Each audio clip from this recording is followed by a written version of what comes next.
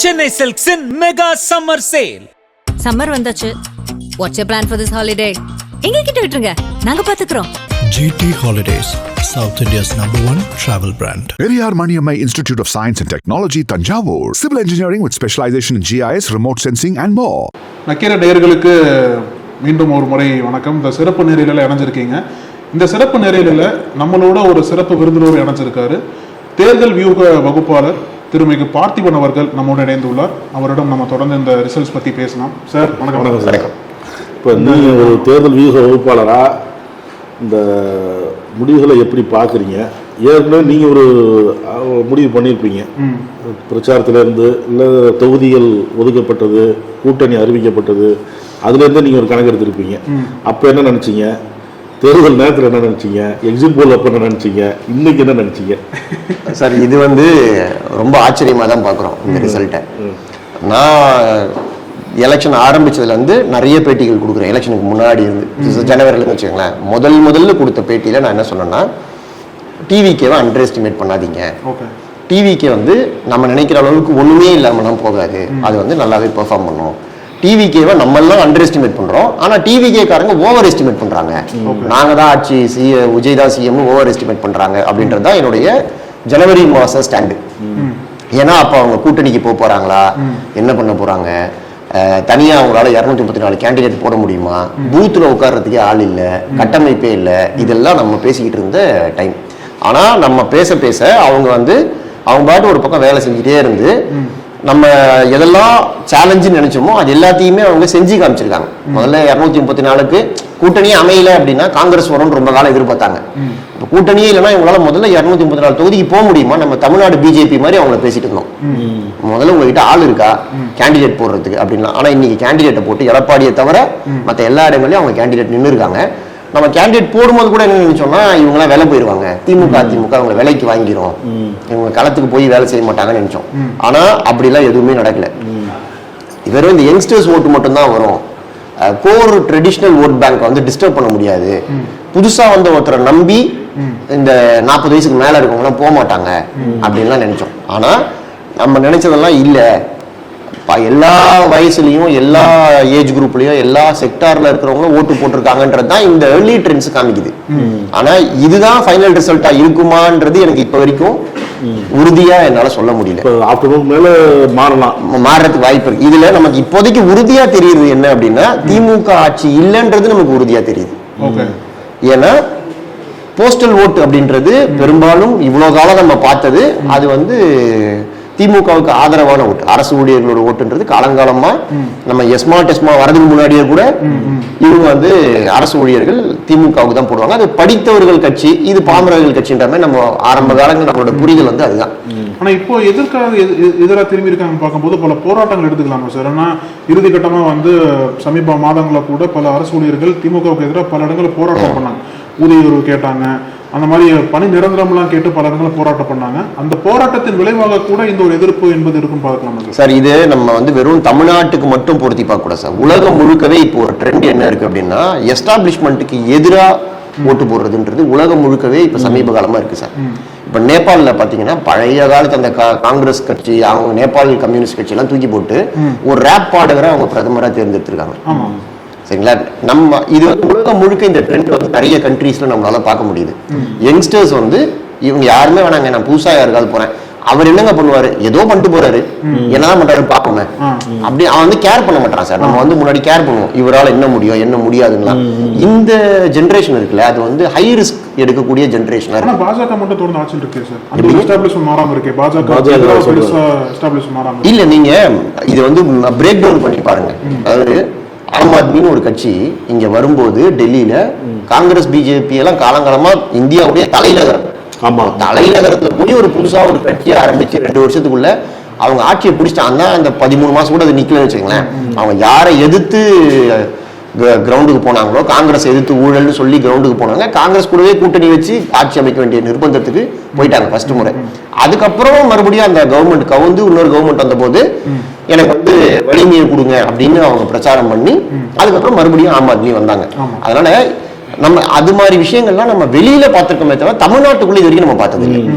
இப்போதான் முதல் முறையா பார்க்கிறோம். போஸ்டல் பேலட்ஸ் எப்படி புரிஞ்சுக்கிறது சார்? நம்ம ஒரு தொகுதியில எத்தனை போஸ்டல் பேலட் போட்டிருக்க முடியும் இந்த எலெக்ஷன் பொறுத்தளவுல? போஸ்டல் பேலட்ஸ் வந்து ஒரு 10% ஓட்டு இருக்கும் சார் அதிகபட்சம்.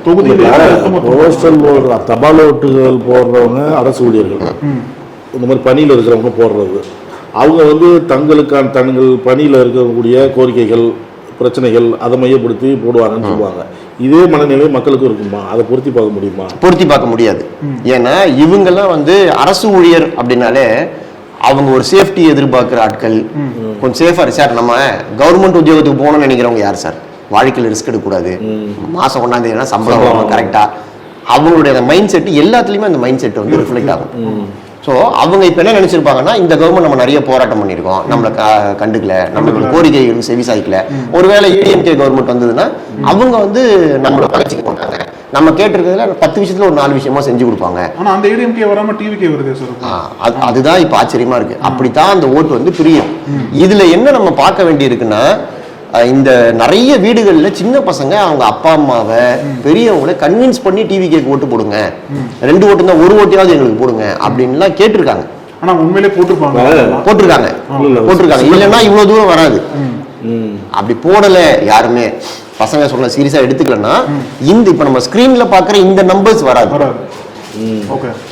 இப்ப நம்ம வந்து முன்னாடி கருத்து கணிப்பு வச்சு பேசுறது, எக்ஸிட் போல் பத்தி பேசுறதெல்லாம் தாண்டி இன்னைக்கு ரிசல்ட் வச்சு பேசிட்டு இருக்கோம். இதுல வந்து நம்ம கெஸ் பண்றதுக்கு ஒண்ணுமே இல்ல. ஆரம்பத்துல ஒரு விஷயம் சொன்னீங்க சார், டிவிகே வந்து ஓவர் எஸ்டிமேட் பண்ணிட்டாங்க. அப்ப இந்த நம்பர்ஸ் பார்க்கும்போது அவங்க பண்ணது தப்பு இல்லையோன்னு தோணுதா சார்? ஆமா, அது வந்து சிலது எப்படின்னாங்க, ஒரு ஹைப் கொடுத்து அதுவே உண்மையா மாறிடும். இப்போ ஒரு பொய்ய பலகாலம் சொன்னா கிட்டத்தட்ட உண்மையா எடுக்கும் போல இருக்காது. அது வந்து இப்ப எல்லாருமே வந்து தாவிக கிண்டல் பண்ணாங்க, ஏளனம் பண்ணாங்க. இன்னும் சொல்ல போனா அந்த அமைச்சரவை பட்டியல் நாங்க வெளியே இல்ல, எதிர்கட்சிகள் வெளியிட்டது அப்படின்லாம் சொன்னாங்க. அது நிர்மல்குமாரே தான் சொன்னாரு. அதெல்லாம் திமுக பெண் வெளியிட்டது, நாங்களாம் அதெல்லாம் அப்படின்னு சொன்னாங்க. இவங்க சொல்லும்போது எங்களுக்கே அந்த வேலை அப்படின்லாம் சொன்னாங்க. இப்ப அப்ப அது வந்து ஓவர் கான்ஃபிடன்ஸ் வச்சிருக்காங்க அப்படிலாம் பேசப்பட்டது. இப்ப அது எப்படி இருக்கு? இப்ப பாருங்க, நம்ம இது ஓவர் கான்ஃபிடன்ஸ் நம்ம எல்லாம் சிரிச்சோமோ, அது வந்து இப்போ நடக்கிற மாதிரி தெரிய ஆரம்பிச்சிருக்கு ஏர்லி ட்ரெண்ட்ஸ்ல. எனக்கு இப்ப கூட எனக்கு இந்த நிமிஷம் வரைக்கும் கூட இது வந்து இப்படியே தான் போய் முடியுமான்றது தெரியலங்க. கொஞ்சம் இது ஏன்னா சார், இது வந்து முன்னிலை சார். நீங்க ரிசல்ட் பார்க்கும்போது இப்ப நான் வந்து கடந்த 4 எலெக்ஷன் எடுத்து பாத்தீங்கன்னா, இந்த பிராக்மெண்டேஷன் உடையிறது இருக்கு பாத்தீங்கன்னா, முன்னாடி நீங்க ஒரு 5-6 எலெக்ஷன் முன்னாடி எடுத்துக்கிட்டீங்கன்னா திமுக ஒரு குறிப்பிட்ட வாக்கு வங்கி வச்சிருக்கும், அப்போ அதிமுக வச்சிருக்கும். கடைசி இவங்க 2 பேரும் சேர்ந்து ஒரு 80-90% எடுத்துட்டு போயிடுவாங்க. மிச்சம் இருக்க 10% தான் எல்லாரும் பிரிச்சுப்பாங்க. சரிங்களா? அதுக்கப்புறம் நோட்டான்னு ஒண்ணு வந்தது. இவங்க பிடிக்கலன்னா ஒரு ஆப்ஷன் இருக்கு அப்படின்னு. அப்ப வந்த புதுசுல நோட்டாவுக்கு நிறைய பேர் ஓட்டு போட்டாங்க. நம்ம தமிழ்நாடு பிஜேபி முன்னாடி கிண்டல் பண்ணுவோம், நோட்டாவுக்கு கீழே இருக்கு அப்படின்னா, தமிழிசை தலைவரா இருக்கும், நோட்டாவை முதல்ல தாண்ட பாருங்க அப்படின்லாம் நம்ம சொல்லி இருக்கிறோம். தமிழ்நாட்டுல அதை பார்த்திருக்கோம். சோ நோட்டான்ற ஒண்ணு வந்த போது நிறைய பேர் நோட்டாவுக்கு ஓட்டு போட்டாங்க. இந்த பிராக்மெண்டேஷன் கொஞ்ச காலமா அதிகமாயிட்டே வருது. நீங்க 2021 தேர்தல்ல 3 தொகுதியில வெறும் 500 ஓட்டு தான். டி நகர்ல 137 ஓட்டு தான் தோத்து போனார் அவரு சத்யா. இவர் ஜெயிச்சாரு. 137 ஓட்டு. மொடக்குறிச்சியில ஒரு 300 சில்லற ஓட்டு. அப்புறம் தென்காசியில பழனி இவர் ஜெயிச்சார், அந்த பழனியாண்டி ஜெயிச்சார்ல இவரு காங்கிரஸ் எம்எல்ஏ, அவரும் அதே மாதிரி ஒரு 300-400 ஓட்டு. 3 தொகுதியில வெறும் 500 ஓட்டு தான் வித்தியாசம். 1000 ஓட்டு வித்தியாசத்துக்கு கீழே வந்து 5 தொகுதி, 5000 ஓட்டுக்கு கீழே வந்து 31 தொகுதி. 39 தொகுதியில வெறும் 5000 ஓட்டு கீழே தான். இப்போ இந்த 39 தொகுதி இருக்கு பாத்தீங்களா, இந்த முறை அது கிட்டத்தட்ட 100 தொகுதியா இருக்கும். அந்த 5000 ஓட்டுக்கு கீழே. அப்போ அது நமக்கு எப்ப தெரியும்? 3 மணிக்கு மேலதான் தெரியும். இன்னைக்கு காலையில இப்ப நான் இந்த ஓட்டிங் ஆரம்பிச்ச முதல் ஒரு 1/2 hour உட்கார்ந்து 8 மணிக்கு 8:30 மணி வரைக்கும் நான் டிவியை மேல வேற சேனல்ஸ் மாத்தி பார்த்துட்டு இருந்தேன். ஆரம்பிச்ச போது எப்படி இருந்தது? திமுக மேல இருந்தது, அதிமுக 2வது, டிவிகே 3வது, 0 இருந்தது. கிட்டத்தட்ட ஒரு 1/2 மணி நேரத்துக்கு இப்படியே போய் அதுக்கப்புறம் மெல்ல என்னாச்சுன்னா அதிமுக 3வது இடத்துக்கு போய் தாவேகா 2வது இடத்துக்கு வந்துச்சு. அப்பவும் திமுக முதல் இடத்துல தான் இருந்தது. அது இப்போ யாரோ ஒருத்தர் காலையில 8 மணிக்கு டிவி பார்த்திருக்காரு, 8:30 மணி வரைக்கும், அப்புறம் வேலைக்கு போயிட்டாருன்னு வச்சுங்களேன், அவருக்கு இப்ப இதெல்லாம் தெரியல. மறுபடியும் அவர் மத்தியானம் பார்த்தாருன்னா காலையில பார்த்த நிலவரம் திரும்பி அப்படி சுத்தி வரதுக்கு வாய்ப்புகள் இருக்கு. இப்ப நமக்கு உறுதியா தெரியுதுன்னா 62ல மட்டுமே முன்னிலை இருக்கிற திமுக இதை தாண்டி மேல போய் ஆட்சியை பிடிக்கிறதுன்றது கஷ்டம். இப்ப திமுக கவர்மெண்ட் இல்ல அப்படின்றது மட்டும் தான் இப்போதைக்கு நம்மளால தெரியுது தவிர அந்த டெசிஷன் எப்படி சார் வர முடிஞ்சது உங்களால இப்பவே? ஏன்னா இது வெறும் போஸ்டல் பேலட்ஸ் நீங்க சொல்றீங்க இது வந்து நிலையானது இல்ல அப்படின்னு சொல்றீங்க. ஏன்னா ஆட்சி அமைக்கணும்னு வச்சுக்கோங்களேன், அவங்க ஸ்ட்ராங்கான இடத்துல இருக்கணும். ஸ்ட்ராங்கான இடத்துல இருந்து கொஞ்சம் கொஞ்சம் சரியில்லாம் கொஞ்சம் 2% 3% மேலே கீழே போயிட்டு வர்றதுக்கு வாய்ப்பு இருக்கு. இப்போ நீங்க இப்போ ஸ்ட்ராங்கான இருக்கிற இடத்துல இருக்கிறது வந்து டிவிகே தான். ஆனா டிவிகே ஏன் இப்படியே இருக்கும் நான் சொல்லனா, இது வந்து அந்த கட்சி எப்படி பெர்ஃபார்ம் பண்ணுச்சுன்னு நமக்கு தெரியாது. அன்டெஸ்டடான ஒரு கட்சி அது. ஒருவேளை வந்து இந்த பேலட் பாக்ஸ் இதெல்லாம் இந்த இடத்துல நமக்கு இந்த கிராமப்புறங்கள்ல சொல்லுவாங்க பாத்தீங்களா, எங்க ஊர் ஓட்டை உடைச்சா தெரியும் அப்படின்னு. அது என்னன்னா அந்த கிராமப்புறங்கள் தான் நமக்கு தமிழ்நாட்டில் அதிகம். கிராமப்புறங்கள்ல இவங்க பெருசா போய் இன்னும் சேரல. நகர்ப்புறங்களை சேர்ந்த அளவுக்கு கிராமப்புறங்களை சேரல. நகர்ப்புறங்கள்ல அவங்க ஒரு 30% ஓட்டு இருக்குன்னு வச்சுக்கோங்களேன், கிராமப்புறங்கள்ல அவங்களுக்கு இன்னும் 15% ஓட்டு. இப்படிதான் நம்மளுடைய சர்வேக்கள்ல நம்ம பேசும்போது தெரிஞ்சது. ரிசல்ட் எப்படி இருக்குன்னு தெரியாது. அதனால நான் என்ன நினைக்கிறேன்னா, கிராமப்புறங்கள்ல இருக்கிற பேலட் பாக்ஸ்ல நீங்க எண்ணும் போது அங்க வந்து ட்ரெடிஷனல் ஓட் பேங்க்ஸ் வேலை செய்யும். அப்போ திமுக அதிமுக ரெண்டு கட்சியுமே இப்ப இருக்கிற நிலைமையோட இன்னும் கொஞ்சம் ஏறுவாங்க. ஆனா திமுக 3வது இடத்துக்கு போயிட்டதுனால இதை தாண்டி முதல் இடத்துக்கு வருமா அப்படின்றது சந்தேகம். இல்ல இன்னொரு கேள்வி என்னன்னா சார், இப்போ பல முனை போட்டி இருக்கு. திமுக அதிமுக தாவேக நாம் தமிழர் அப்புறம் சசிகலா ராமதாஸ் கூட்டணி வேற. அங்க காஸ்ட் ஈக்குவேஷன் பெருசா ஒர்க் அவுட் ஆகும் கிரவுண்ட்ல எல்லாம் பாக்குறோம் நம்ம. இப்போ என்ன பேசப்பட்டது அப்படின்னா, பல முனை போட்டி இருக்கிற சமயத்துல ஓட்டு வந்து ரொம்ப ஸ்பிட் ஆகும். ஸ்பிட் ஆச்சு அப்படின்னா ரூலிங் அலையன்ஸுக்கு தான் ஃபேவரா வரும்னு சொல்லிட்டு எல்லாரும் பேசினாங்க இல்லையா? இப்போ ஆப்வியஸா இந்த கணக்குப்படி பார்த்தோம் அப்படின்னா ரூலிங் அலையன்ஸுக்கு தான் ஃபேவரா வந்திருக்கணும். ஓட்டு ஸ்பிட் ஆயிருந்தது அப்படின்னா ஓட்டு ஸ்பிட் ஆயிருக்கு கிரவுண்ட்ல பல கட்சிகளுக்கு போயிருக்கு. ஆனா ரூலிங் அலையன்ஸை வந்து 3வது அனுப்பிச்சு டிவிக்கே இந்த கணக்குல எப்படி வந்து முன்னாடிக்கு வந்தாங்க? இது நான் ஏற்கனவே 2-3 பேட்டிகள்ல சொன்னாங்க. நம்ம வந்து அந்த லாஜிக்கை நம்ப கூடாது. அது ஒரு பேசிக்கான கணக்கு, அதை நம்ம நம்ப கூடாது. அரசியல்ல எந்த ஃபார்முலாவும் கிடையாது. இந்த ஃபார்முலாலாம் போட்டா நம்ம கண்டிப்பா ஜெயிப்போம் அப்படின்னு எதுவும் கிடையாது. நம்ம எல்லாரை விட அதிகமா அரசியல் தெரிஞ்சவங்க தமிழ்நாட்டில் 2 பேர், மு.க. ஸ்டாலின் அவர்களும் எடப்பாடி பழனிசாமி அவர்களும். அவங்கள விட நமக்கு அதிகமா அரசியல் தெரியுமா யோசிச்சு பாருங்க. அப்போ நம்ம சொல்ற லாஜிக் படி விஜய் வராரு, ஓட்டை பிரிக்கிறாரு, அது திமுகவுக்கு நல்லதுன்னா திமுக தலைவர் வந்து ஏன் காங்கிரஸ் கிட்ட இவ்வளவு மல்லு கட்டணும்? போனா போங்கப்பான்னு விட்டுருக்கலாம். தேமுதிக எதுக்கு 10 சீட்டு கொடுக்கணும்? அப்புறம் ஏற்கனவே அலையன்ஸ்ல எந்த பிரச்சனையும் பண்ணாம கூடவே இருக்கிற கம்யூனிஸ்டுகள் விடுதலை கிட்ட ஏன் போராடி 1 சீட்டு குறைச்சிக்கங்க, இதை வாங்கிக்கங்க, நம்ம எங்க சின்னத்துல நில்லுங்க அப்படின்லாம் ஏன் ப்ரெஷர் பண்ணும்? கமல் எதுவுமே கேட்காம நிக்க, அவருக்கு இல்ல இந்த சீட்டே கிடையாது கொஞ்சம் அமைதியா இருங்கன்னு ஏன் சொல்லணும்? அப்போ எப்படி நீங்க ஜெயிக்க போறீங்க? அவங்களாம் கூட்டவே இருக்கிறவங்க சந்தோஷமா இருக்கணும், எக்ஸ்ட்ரா தானே 1 சீட்டு கொடுக்கணும். நீங்க நடந்ததை பேசுங்க. அப்பன்னா அவருக்கு ஏதோ ஒன்று தெரிஞ்சிருக்குல்ல, அது அவ்வளவு ஈஸியான விஷயம் இல்லைன்னு. இப்போ இதையே நீங்க எடப்பாடி பழனிசாமி எடுத்துக்காங்க. அப்போ எடப்பாடி பழனிசாமி அவங்க தான் ஓட்டு பிரிக்கிறாங்க, அது திமுகவுக்கு நல்லது அப்படின்னா தேமுதிகவை விடுவாரா வெளியில? இன்னொரு சீட்டு பரவாயில்ல கொடுங்க, அவங்க கிட்ட தானே பேச்சுவார்த்தை முதல்ல நடத்தினாங்க. இன்னும் ஒரு சீட்டோ 2 சீட்டோ எக்ஸ்ட்ரா கொடுத்து உள்ள வச்சுக்கிறதோ, இல்ல சசிகலா ஃபேக்டர் ஓட்டை உடைப்பாங்க, ஏற்கனவே நம்ம வந்து பயங்கர நஷ்டத்துல இருக்கோம், அவங்களே நம்ம பிடிக்கலாம் கூட சேர்த்துப்போம், தினகரனே சேர்த்துக்கிட்டோம், சின்ன மனைவி சேர்த்துப்போம் அப்படின்னு சேர்த்துருக்கணும்ல. இவங்களுடைய நடவடிக்கைகளை வச்சு பாருங்க, நம்ம மற்றவங்களுக்கு விட்டுரும். இவங்களை விடவா அதிகமா அரசியல் நமக்கு தெரிய போகுது. ஏன்னா வெற்றியோ தோல்வியோ நம்ம இன்னைக்கு பேசிட்டு போயிடுவோம், அவங்க தான் அந்த சீட்ல உட்கார போறோம். அந்த சீட்ல உட்கார போறவங்க யாரு? அப்ப அவங்களுக்கு தானே அதிக ஆக்கிறது. அவங்க நடவடிக்கைகளை பாருங்க. அதனால சொன்னா அந்த லாஜிக் வந்து பொருந்தவே பொருந்தாது சார். ஆனா என்னதான் அதிமுக வந்து பாஜகவோட கூட்டணி வச்சதுக்கு அப்புறம் அதிமுக ஒரு மைனஸ் தான் களத்துல பார்த்தாங்க. ஒருவேளை பாஜக கூட்டணியில சேரல அப்படின்னா அதிமுக டிஎம்கே டஃப் ஃபைட் கொடுத்துருப்பாங்க. கண்டிப்பாங்க. நீங்க அதிமுகவும் டிவிகேவும் அலையன்ஸ் வச்சிருந்தாங்கன்னா அது வந்து ஸ்வீப் ஆயிருக்கும். பிஜேபி கூட வச்சிருக்கிறது வந்து அவங்களுக்கு ஒரு செட்பேக் தான். அது பல கம்பல்ஷன்னால அவங்க வச்சிருக்காங்க. ஆனா கிரவுண்ட்ல நாங்க பார்க்கும்போது ஒரு விஷயம் வந்து பாஜகவுக்கு எதிராக இருக்கு, அதனால அதிமுகவுக்கு அந்த வாக்குகள் போகாது. என்னதான் எடப்பாடி பழனிசாமி வாக்குறுதிகள் தேர்தல் அறிக்கைகள் உள்ளிட்ட எவ்வளவுதான் சொன்னாலும் பாஜக இருக்கிறதுனால பாஜகவுக்கு அந்த அணிக்கு வந்து தமிழக மக்கள் வாக்களிக்க மாட்டாங்க அப்படின்லாம் பேசப்பட்டது இல்லை. இப்போ அது உடையுதா? அது உடையுது. என்னன்னா அது என்ன காரணம்? நீங்க முடிங்க சொல்லுங்க. பாஜக மேல ஒரு வெறுப்பு இருக்குல்ல தமிழ்நாட்டு மக்களுக்கு, அந்த வெறுப்பு முழுசா போல, ஆனா அந்த வெறுப்புடைய அளவு வந்து குறைஞ்சிருக்கு. எதனால? எப்படி குறையும்? கல்வி நிதி என்ன நடக்குதுன்னா, நம்ம கிரவுண்ட்ல போய் கேட்கும் போது ஒரு விஷயத்த ஃபர்ஸ்ட் வாட்டி சொல்லும் போது அதுக்கு வந்து ஒரு ரியாக்ஷன் இருக்கு. அதே விஷயத்த திருப்பி ஒரு 4-5 வருஷமா சொல்லும் போது கேட்டு அவன் வந்து பெருசா எடுத்துக்க மாட்டான். இப்ப முன்னாடி வாரிசு அரசியல் அப்படின்னு ஒண்ணு திமுகவுக்கு சொல்லுவாங்கல்ல, இப்போ உதயநிதி அவர் வந்தபோது அவர் பாருங்க வந்த உடனே துணை முதலமைச்சர் ஆயிட்டார். இதெல்லாம் முதல் 6 மாசம் 1 வருஷத்துக்கு ஜனங்களும் பேசுறாங்க. இப்போ வந்து எதிர்கட்சி தான் பேசுது, ஜனங்க அதை சீரியஸா எடுத்துக்கிட்டாங்க, சாதாரணமா எடுத்துக்கிட்டாங்க. அதே இந்த லாஜிக் வந்து பிஜேபிக்கு போகுது. எந்த குற்றச்சாட்டு நீங்க வச்சீங்கனாலும் அது வந்து ஜெனியூன் குற்றச்சாட்டா இருந்தாலும் சரி, அபாண்டமான குற்றச்சாட்டா இருந்தாலும் ஜனங்க அதை ஒரு 6 மாசம் பேசுறாங்க, 1 வருஷம் பேசுறாங்க, அப்புறம் அடுத்த கதைக்கு போயிடுறாங்க. பிஜேபி வந்து தமிழ்நாட்டோட அந்த சிம்பிளையே மாத்துறாங்களே, ஃபேப்ரிக்கையே மாத்த முயற்சி பண்றாங்கல்ல.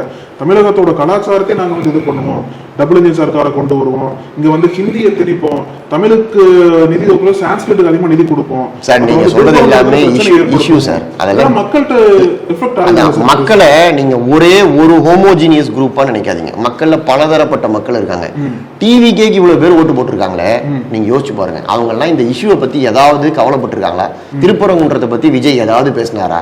ஒன்னும் பேசல. ஏதாவது பேசினாரா?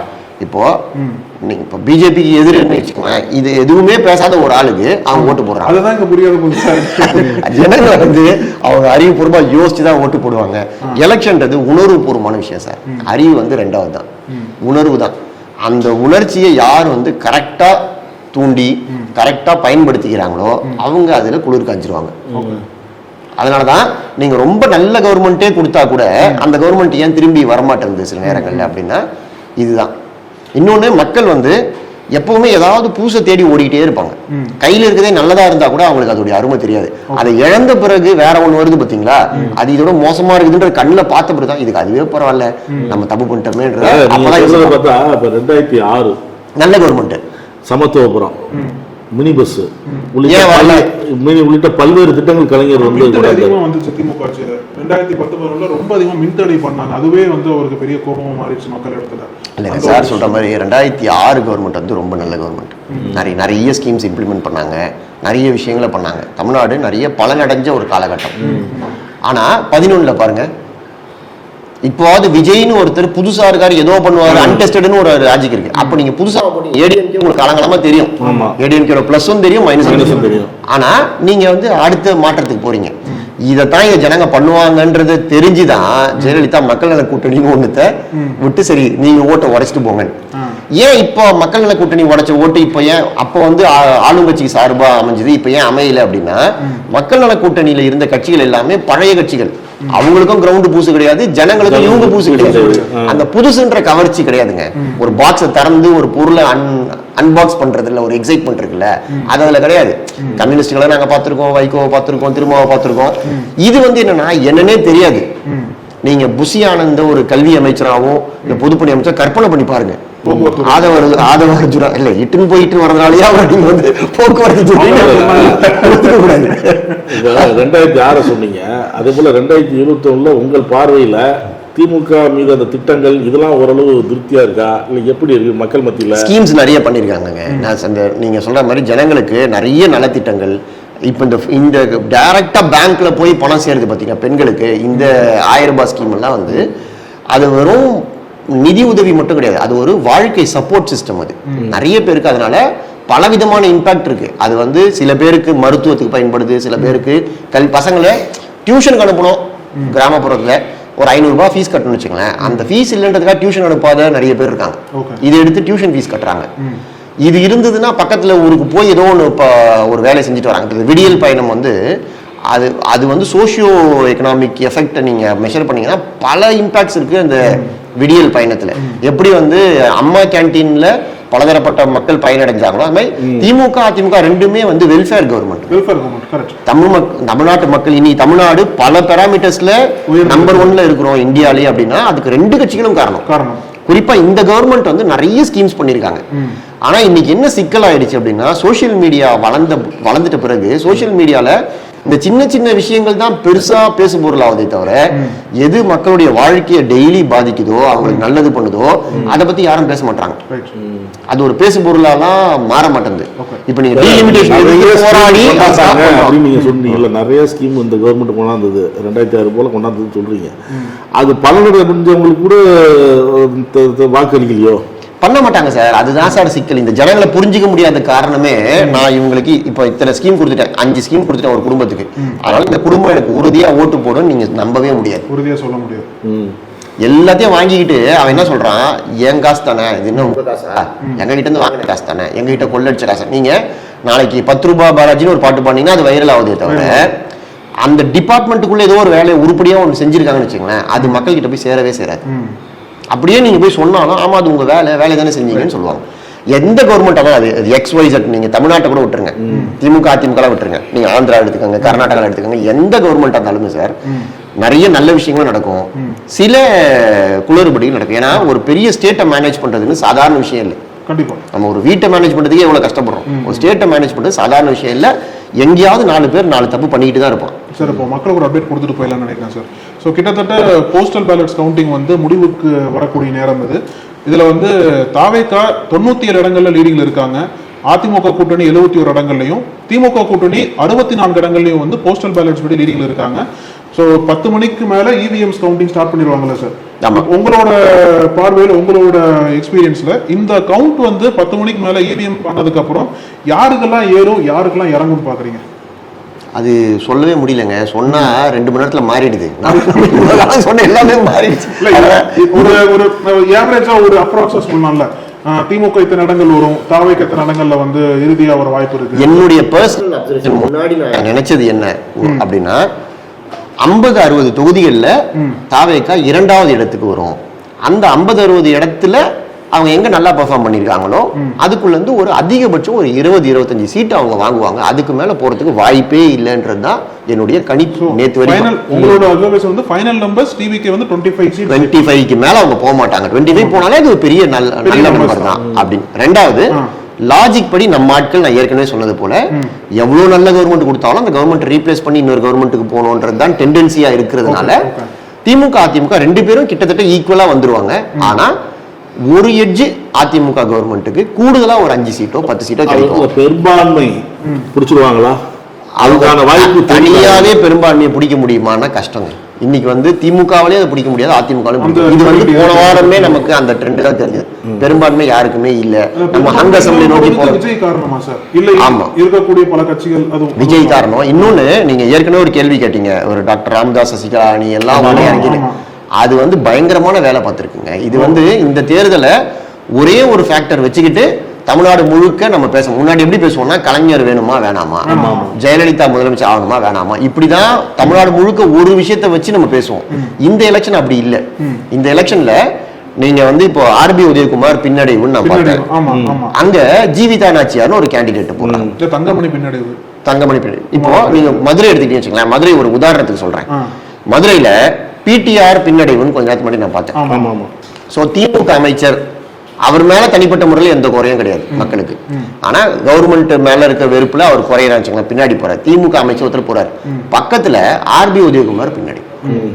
அப்போ கவர்மெண்ட் பிடிக்கல அப்படின்னா RB உதயகுமார் ஓட்டு போடணும்ல, ஒரே ரீஜன் எடுத்துக்கங்க. நீங்க மத்ததெல்லாம் விட்டுருங்க, வெறும் மதுரை பக்கத்து தொகுதியில. அப்ப RB உதயகுமார் அங்க பின்னாடி. அது என்ன நடந்திருக்கு அப்படின்னா, விஜய் வந்து இருக்கிறவங்க மேல ஒரு வெறுப்பு. இன்னைக்கு இங்க யார் எம்எல்ஏ, திமுக எம்எல்ஏனா அவர் மேல அவருக்கு எதிராக போடுறான், இங்க அதிமுக எம்எல்ஏனா அவருக்கு எதிராக போடுறான். இது கூடவே நீங்க இப்ப சசிகலா ஃபேக்டர்ல அவங்க போடுற ஆட்கள் ஸ்ட்ராங்கான ஆட்களா இருக்கிற ஓட்ட வாங்குறாங்க.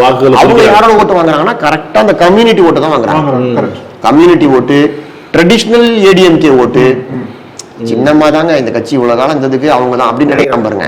இவங்க எல்லாம் கட்சி அடமான வச்சுட்டாங்க, நீங்க சொன்ன மாதிரி பிஜேபி கிட்ட அடமான வச்சுட்டாங்க இப்படி நினைக்கிறவங்க இப்படி ஒரு ஆப்ஷன் கிடைக்கும் போது அங்க போய் ஓட்டு போட்டுறான். சோ ஒரு 20-25 ஓட்டு அது அப்படியே ADMK ஓட் பேங்க் தான் அவங்க எடுக்கிறாங்க வெளியில. இது இங்க பாமக அப்பா பையனுக்குள்ள சண்டை நடந்ததுல அவருக்கு தனிப்பட்ட முறையில என் தலைமையில ஜெயிச்சோம் அப்படின்னு காமிக்கணும்ன்ற கட்டாயம் இன்னைக்கு அன்புமணிக்கு இருக்கு. அவங்களும் அவங்க கேண்டிடேட்டும் கூட்டணி கட்சியும் சேர்த்து வேலை பார்க்கறாங்க. அவங்களுக்கு மட்டும் இல்லாம அவங்க கூட்டணியில இருக்கிற அதிமுக கூட்டணியில இருக்கு, அங்க பாமக வட மாவட்டத்தில் இருக்குன்னா அங்கேயும் போய் வேலை பார்த்துருக்காங்க, கிரவுண்ட்ல பாக்குறாங்க. ஆனா இந்த அளவுக்கு திமுக கூட்டணியில இருந்தவங்க வேலை பார்த்தாங்களான்னா பார்க்கல. திரும்பவே அது ஒப்புதல் வாக்கு மூலமா 2 நாள் முன்னாடி சொல்றாரு, எங்க ஆட்கள் பல இடங்கள்ல சிறப்பா வேலை செய்யல. அது உண்மைதான். காங்கிரஸ் காரங்களுக்கு திமுக காரங்க சரியா வேலை செய்யல. காங்கிரஸ்காரங்க வேலை செஞ்சு திமுக ஜெயிக்காது, விட்டுருங்க.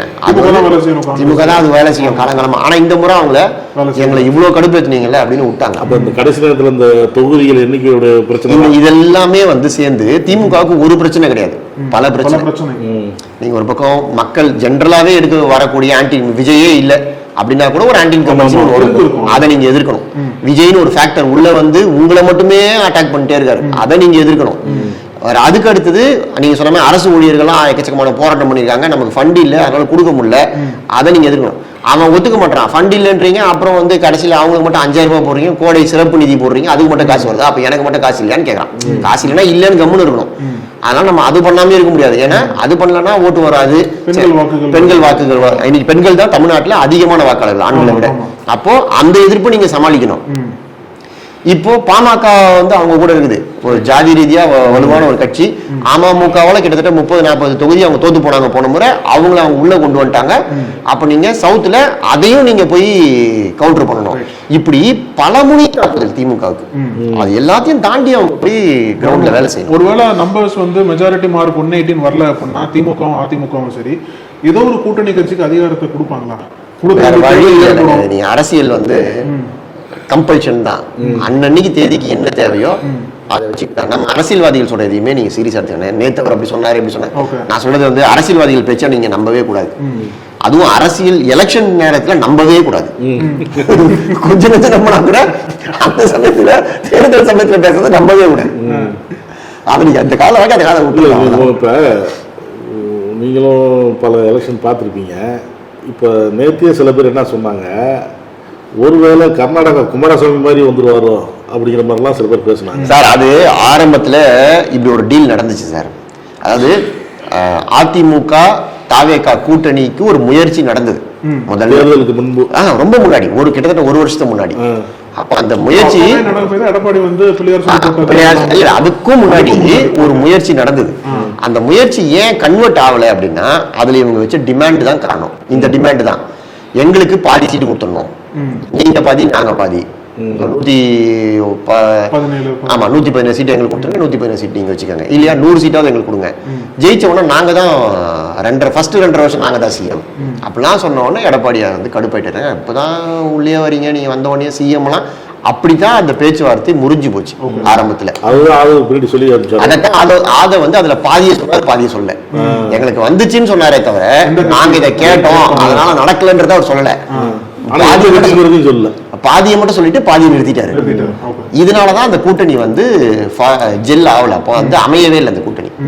இதெல்லாம் டிமாண்ட்லாம் எப்படிங்க ஏத்துக்க முடியும்? அவரு பிரேமலதாக்கு 1 சீட்டு 2 சீட்டு கொடுக்கவே யோசிக்கிறாள் அவரு எடப்பாடியாரு. அவர்கிட்ட போய் நீங்க 100 சீட்டு கேட்டீங்கன்னா எப்படி கொடுப்பாரு? இதுல இந்த 10 தொகுதிகள் தேமுதிகவுக்கு கொடுக்கப்பட்டது திமுக தலைமையான கூட்டணியில. இப்ப எடப்பாடி தெரிந்துதான் தேமுதிகவை கழட்டி விட்டுட்டாரு, தெரிஞ்சுதான் கழட்டி விட்டாரு அப்படின்லாம் இப்போ வந்து பேசப்பட்டது. அது எப்படி பாக்குறீங்க? அது அப்படிதானா? அது சார் கிரவுண்டில் போய் நம்ம பார்த்து, தமிழ்நாடு முழுக்க நான் வந்து ஒரு 2-3 முறை டிராவல் பண்ணிட்டேன் இந்த எலெக்ஷன் பீரியட்ல. தேமுதிகவுக்குன்னு ஒரு வாக்கு வங்கி இருக்குதா அப்படின்னா பெரும்பான்மையா இல்லை. அதெல்லாம் சார் பழைய மெம்பர்ஸ் எல்லாம் கட்சியை விட்டு போய் வேற கட்சியில சேர்றது அதெல்லாம் கொஞ்சம் பேர் சேர்ந்துருக்காங்க சார். மற்றவங்க எல்லாம் விஜயகாந்துக்காக வந்தவங்க, கேப்டனுக்காக அவர் இருந்த போதே வந்தவங்க.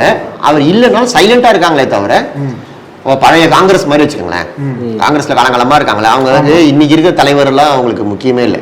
அவர் செல்வ பெருந்தகையை பார்த்து வந்தவங்க இல்லை, அவங்கெல்லாம் காமராஜரை பார்த்து அப்போ வந்தவங்கன்னு வச்சுங்களேன். அவங்களுக்கு மனசு வந்து இன்னொரு கட்சிக்கு போறதுக்கு மனசு வராது, அதனால அங்கேயே இருப்பாங்க. ஏன்னா அவங்க வந்து அரசியல ஒரு தொழிலாவோ ஆதாயம் தேடுறதுக்கான இடமாவோ அவங்க பார்க்காததுனால இதுல லாபம் வரலாம் பரவாயில்லன்ட்டு அப்படியே மெம்பரா இருப்பாங்க, அனுதாபியா இருப்பாங்க. அந்த மாதிரியான ஆட்கள் இருக்கிறாங்க. குறிப்பா வந்து கோஸ்டல் ஏரியால மீனவர் கம்யூனிட்டி கிட்ட எல்லாம் நீங்க போய் பேசுறீங்க, நிறைய பேருக்கு வந்து கேப்டன் ஆதரவாளர்கள் இப்பவும் இருக்காங்க. அந்த அடித்தட்டு மக்கள் கிட்ட அவர் மேல ஒரு பாசம் இருக்கு. ஆனா என்னன்னா அது குறைஞ்சிக்கிட்டே வந்து அந்த நம்பர் வந்து குறைஞ்சிருச்சு. நீங்க ஒரு பொருளுக்கு, இப்ப நான் இந்த பொருளுக்கு ஒரு விலை கொடுக்குறேன்னா இது 1000 ரூபாய் மதிப்புனா நான் 1000 ரூபாய் கொடுக்கலாம், 1100 கொடுக்கலாம், 1200 கொடுக்கலாம். இதுக்கு வந்து நான் 5000 ரூபாய் 10,000 ரூபாய் கொடுக்க முடியாதுல்ல. அதுதான் பிரச்சனைங்க. இப்ப தேமுதிகன்ற கட்சி பவர் இல்லை அப்படின்னு யாரும் நினைக்கல. அது எல்லா பக்கமும் போயிருக்கு, எல்லா பக்கமும் போயிருக்கு. இன்னொன்னுங்க, அந்த வாக்குகள் வந்து அது ஒரு இந்த வாக்கு இல்லை. இப்போ நீங்க திமுக அலையன்ஸுக்கு போயிட்டீங்க, திமுக அலையன்ஸ் அறிவிச்ச அன்னைக்கு சோசியல் மீடியால என்ன பேசினாங்க? கேப்டன் ஆன்மா அவங்களை மன்னிக்காது, அவங்க மண்டபத்தை இடிச்சாங்க, நமக்கு எவ்வளவு பண்ணாங்க, நம்ம கட்சியை உடைச்சாங்க, அவங்க கூட போய் கூட்டணி போயிட்டீங்களே அப்படின்லாம் பேசினாங்க. இன்னைக்கு அவே இருந்ததா கூட கூட்டணி போயிருப்பாருன்னு வச்சுங்களேன்.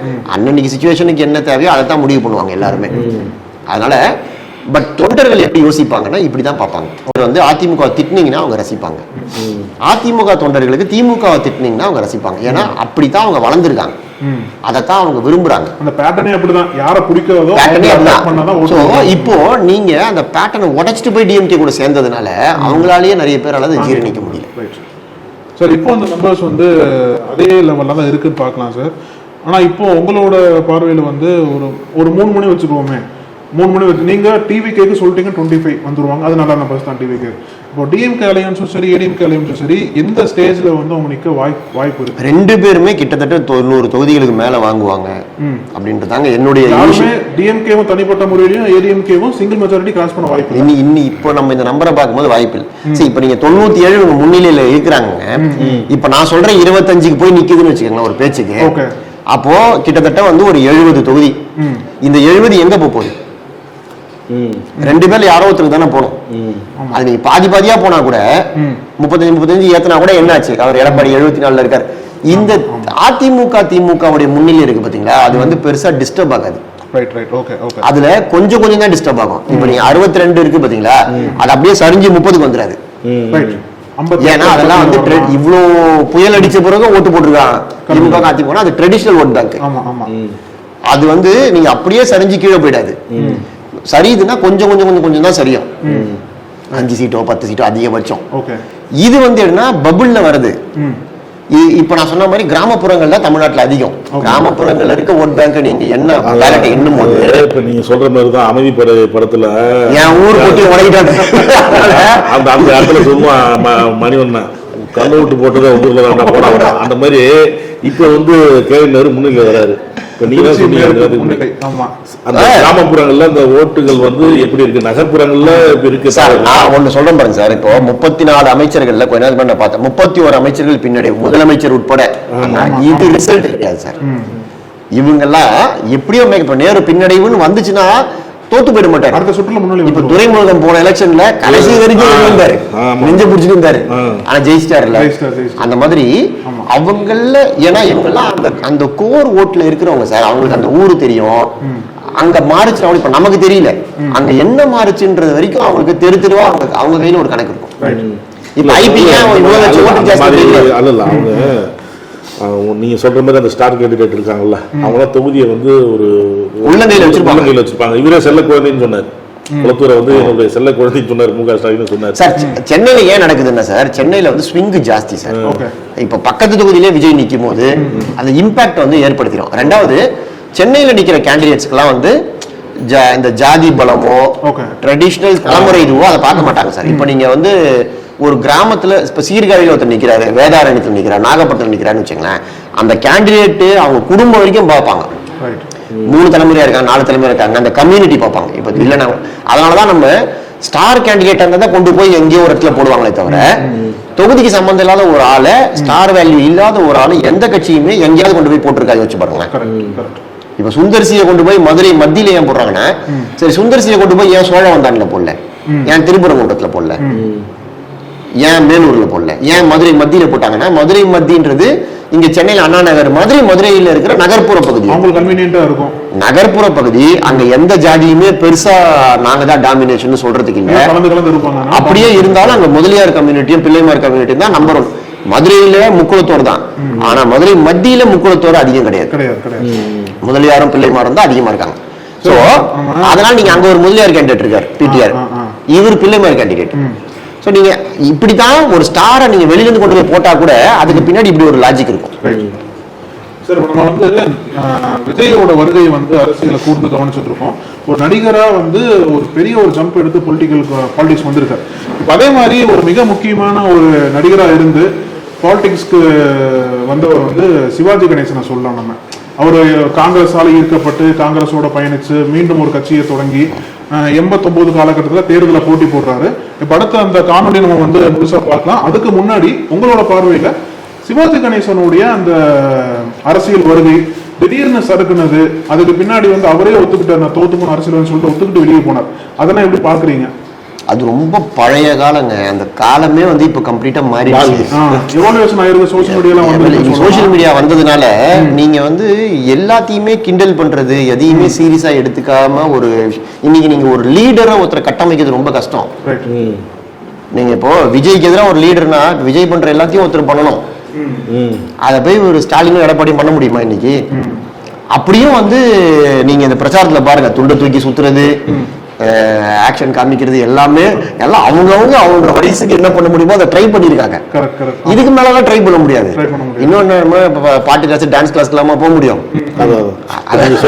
ஒரு லீடரை வந்து மக்கள் மொழியில அப்படியே காட்டுறதுங்கிறது பெரிய சிரமம் தான். இப்ப பேசும்போது சொன்னீங்கல்ல திருமாவளவன், அவரே சொல்லிட்டாரு தொகுதியில எங்க கட்சியாளர் சில பேர் வேலை செய்யறேன்னு. அவரு ரொம்ப வருத்தப்பட்டு பேசிட்டு இருக்காரு 1 மணி நேரம் காணொலி. ஆனா என்ன பண்றாங்க, ஆமா இவர் என்னத்த பேசுறாரு அப்படின்னு கிண்டல் பண்றாங்க. அப்ப நீங்க சொல்ற மாதிரி தான் நடக்குது. சீரியஸ் எல்லாம் எடுத்துக்க மாட்டாங்க. நீங்க சீரியஸா ஒரு விஷயம் பேசுனீங்கன்னா அவன் வந்து 1 மணி நேரம் உருக்கமா பேசிட்டு இருக்காரு. ஆமா, இப்ப டிவி ஆட்களுக்கு தெரிஞ்சதே ஏதாவது நீங்க சீரியஸா ஒண்ணு சொன்னீங்க வச்சுக்கோங்க, கதறுன்னு கமெண்ட் போடுறான். அதை காப்பி பேஸ்ட் பண்ணி 2 பேர் கதறு. எதுக்குடா கதறு? தேர்தல் ஆணையத்தை கதறுன்றான். தேர்தல் ஆணையம் கதறணும். Correct sir. இப்போ நம்பர்ஸ் ஒரு வாட்டி பார்த்துட்டு நம்ம சிவாஜி பத்தி வீடியோ ஒரு பார்க்கலாம். நம்பர்ஸ் 234 ஐ திங்க் முடிச்சிட்டாங்கன்னு நினைக்கிறேன் சார். போஸ்டல் பேலட்ஸ்ல எல்லா தொகுதிகளுமே கம்ப்ளீட் பண்ண முடிஞ்சது தெரியுது. அதுல 97 டிவிகே லீட்ல இருக்காங்க போஸ்டல் பேலட்ஸ்ல. 73 அதிமுக அலையன்ஸ், அப்புறம் 63 என்பது திமுக அலையன்ஸ். அந்த அதர்ஸ் ஒண்ணுதான் யாருன்னு தெரியல இன்னும். மேபி சசிகலா ராமதாஸ் கூட்டணியா இல்ல வந்து நாம் தமிழர் கட்சியா தெரியல. தனிப்பட்ட காரைக்குடி வந்துச்சா தனியா? காரைக்குடி வந்து ஐ திங்க் இது வரைக்கும் பிரபுதா லீட்ல இருக்காரு சார். 3வது இடத்துல சீமான் இருக்காரு. ஆமா, தாவேகா இப்ப வந்து தூத்துக்குடி விஜய் நண்பர் ஸ்ரீநாத் முன்னிலை போஸ்டல் பேலட்ஸ்ல. ஆனா கீதா ஜீவன் முன்னிலையில இருந்து ஆரம்பிக்கப்பட்ட நேற்று சொன்னீங்க ஸ்ரீநாத் நம்பிக்க மாட்டாரு. பின்னாடி ஒன்று போட்டாங்க தூத்துக்குடியில கீதா ஜீவன் வந்து.